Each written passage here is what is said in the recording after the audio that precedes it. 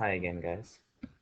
Let's practice another example for transactions soon after year end. Okay, let's see how they work. So first time in the first video we looked at interest. Now let's look at wages. Okay, so let's read this example. Anil Jan Muhammad Enterprises pays its employees every 2 weeks. Last time the company paid the employees was April 24, 2015. The companies will have to pay its employees $2,000, $1,000 per week on May 7th, 2015. But the accounting period for the company ends on April 30th of 2015. So now there's a bit of a kink because now we have to make an adjusting entry on April 30th, 2015. So let's draw a little timeline here. We have April 24th, right? Then we have here April 30th, and then we have the rest of the 2 week period ending May 7th. Okay, so we're sitting, this is you are here. Okay, so now this part has already been worked. That means already worked means the expense has been incurred. Okay, so we have to recognize this in an adjusting entry. So let's go ahead and do that. So on April 30th, I will debit my wages expense because an expense is incurred for $1,000 since it's $1,000 per week. And now I'm not actually paying the cash out on April 30th, so I'm just creating an obligation for myself in my books. That means an obligation will be a liability. So wages payable of $1,000. Okay, so there's my adjusting entry. So let's create T accounts. Let's create a different color here. I have now my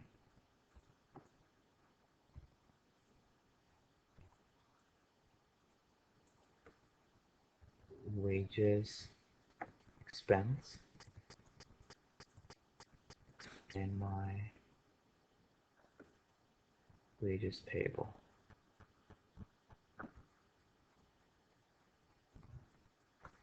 Okay, so I debited my wages expense on April 30th for $1,000. Right now we're not going to worry about what the balance was already in there. And I credited my wages payable April 30th for $1,000.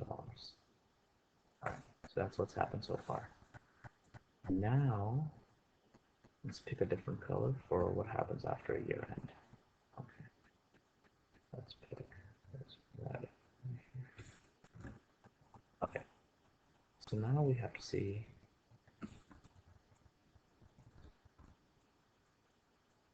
now it is May 7th. Okay, so now we have to pay the $2,000.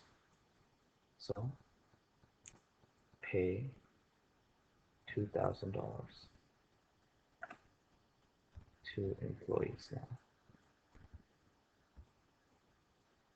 But remember that we've already expensed $1,000 of that, and that is sitting in the wages payable.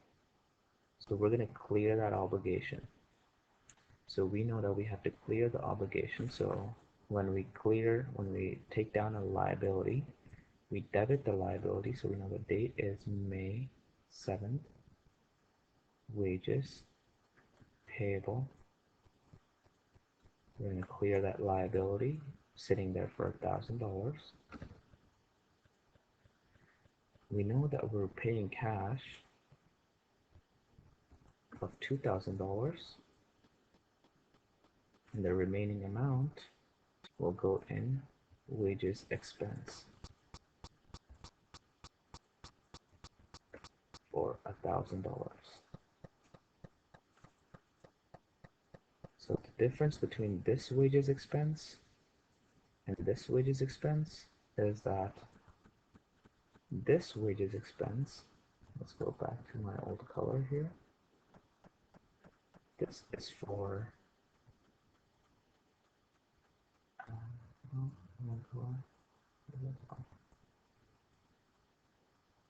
this is for before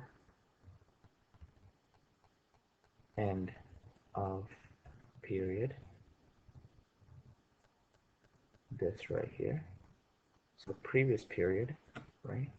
Or previous period. And this wages expense is for the new period.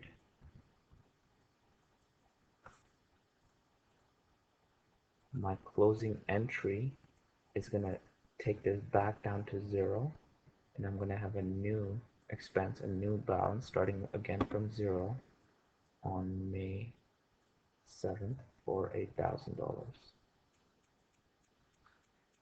Okay, wages payable is going to get cleared out on May 7th by it being debited for $1,000.